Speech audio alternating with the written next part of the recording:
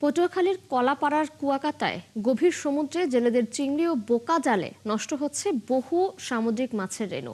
Tiger চিংড়ি ও চেউয়া মাছ ধরার এই জালে ধরা পড়া ট্রলার ভর্তি করে এই মাছ কলাপাড়ার আলিপুর ও মহিপুর মৎস্য বন্দরে নিয়ে আসছে জেলেরা। গবেষকরা বলছেন এতে হুমকির মুখে পড়েছে সামুদ্রিক মাছের উৎপাদন।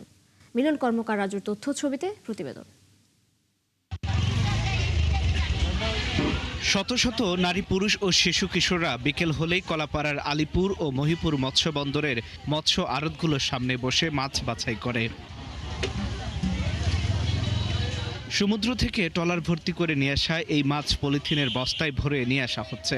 1 থেকে 3 ইঞ্চি সাইজের এসব মাছের নাম ঠিক করে জেলেরাও বলতে পারছেন না। নাম না জানা এসব মাছের রেণু আড়তে নামমাত্র দামে বিক্রি করছে জেলেরা। বিক্রি না হওয়ায় ফেলে দেওয়া হচ্ছে বেশিরভাগ রেণু। মাছপোনা নাই, মাছপোনা কম। এই 10 তারিখের পরে এই হবায় মাছ উঠছে দাদা ভাই। কেজি 10 টাকা আর কি, 50 কেজি বাংলে 500 টাকা।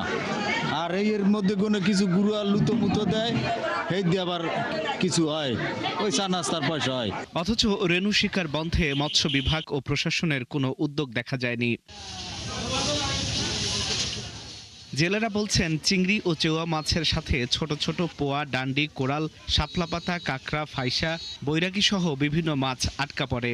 একবারে চিংড়ি মাছ ধরা পড়ে, আর হারসা মাছ অল্প স্বল্প হয়, হাত তো বেশি বাচ্চা বাগাই বেশি। এটার সময় হয়েছে এই মাঘ ফাল্গুন চৈত্র মাসে এই মাছটা বেশি পড়ে, অন্য কোনো মাছ হয় না।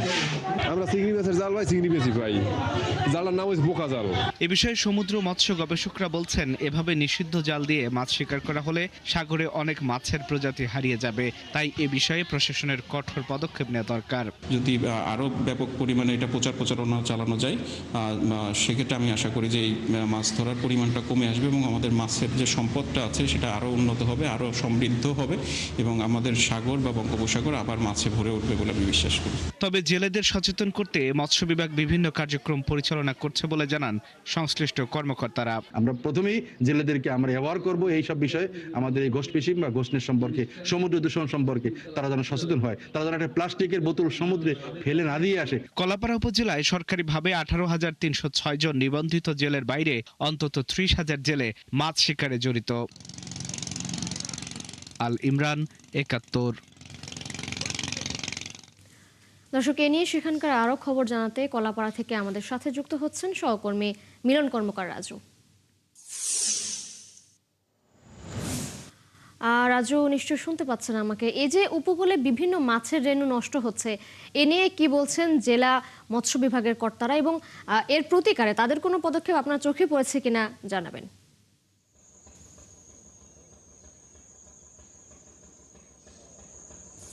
ধন্যবাদ তিশা।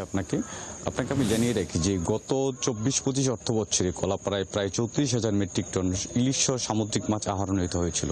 কিন্তু এবছর যে 25 অর্থ বছর শেষ হয়েছে এখন পর্যন্ত কিন্তু মাত্র 17,000 মেট্রিক টন সামুদ্রিক মাছ আহরণ হয়েছে। সেক্ষেত্রে আপনি বুঝতেই পারছেন প্রায় অর্ধেকের মাছ কম আহরণ হয়েছে। এখানকার যে উপজেলা মৎস্য কর্মকর্তা আমাদের যে বিষয়টি জানিয়েছেন যে সামুদ্রিক মাছ আসলে উৎপাদন ক্রমশ কমছে। এর প্রধান কারণ হিসেবে তারা যে বিষয়টি চিহ্নিত করেছেন সেটা হচ্ছে সমুদ্রে অবৈধ ট্রলিং শিকার। এবং আরেকটি বিষয় আপনাকে জানিয়ে রেখে যে এই মৌসুমে কিন্তু সমুদ্রে চিংড়ি শিকারের নামে কিন্তু যে এই যে মাছগুলো নিধন হচ্ছে, এর মূল কারণ হচ্ছে যে জেলেদের প্রশাসনিক যে অভিযান সেটা কিন্তু এখন পর্যন্ত পরিচালিত হচ্ছে না। উপজেলা নির্বাহী ম্যাজিস্ট্রেট কিন্তু কয়েক জায়গায় অভিযান চালিয়ে কয়েক চিংড়ি শিকারীদের চিংড়ি পোনা আটক করে সেগুলো কিন্তু নদী এবং সাগর অবমুক্ত করেছে। কিন্তু এর বাইরে কিন্তু যে শিকারীদের বিরুদ্ধে প্রশাসনের কোনো অভিযান নেই।